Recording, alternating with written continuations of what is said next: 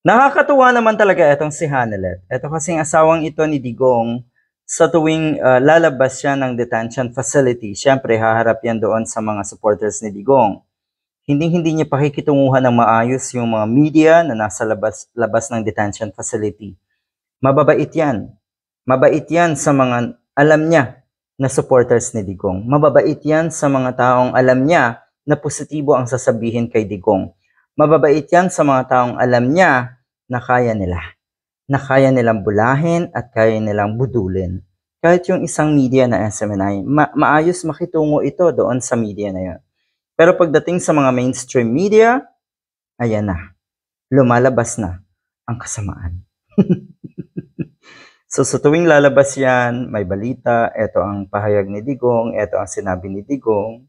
Siyempre, malay nga natin kung ano talaga yung totoong sinabi ni Digong. Pero eto yung isa, sabi niya kasi paglabas ng detention facility, good news daw, mababait daw kasi yung mga guard sa loob ng detention center. Mababait daw kay Digong. Itunuturing daw or inaasikaso daw ng maayos si Digong. Abay natural. Alangan naman kasing lahat ng tao ay katulad nyo na masasama. Hindi. Hindi talaga. Sa mundong ito, innate sa kahit sinong nilalang ang kabutihan. Ang hindi lang namin maintindihan, paanong kayo ay naging masama.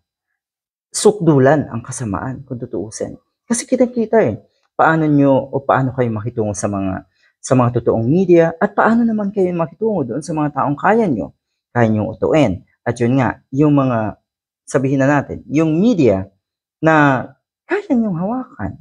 Ganyan Ganyan ang sistema ng kaisipan ng mga DDS. Kahit saan yan.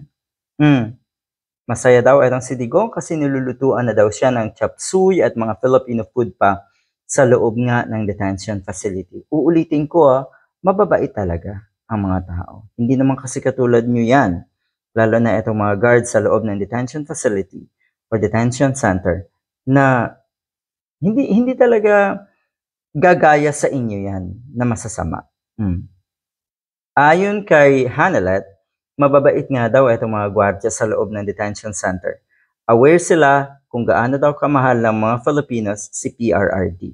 Correction na, huwag niyong gamitin yung salitang Filipinos. Totoo na may nagmamahal sa inyong si Duterte. Kaya lang kasi yung mga taong yun, syempre, ay yung mga nabudol. Yung mga nabaluktot na ang kaisipan. At yun yung nakakalungkot.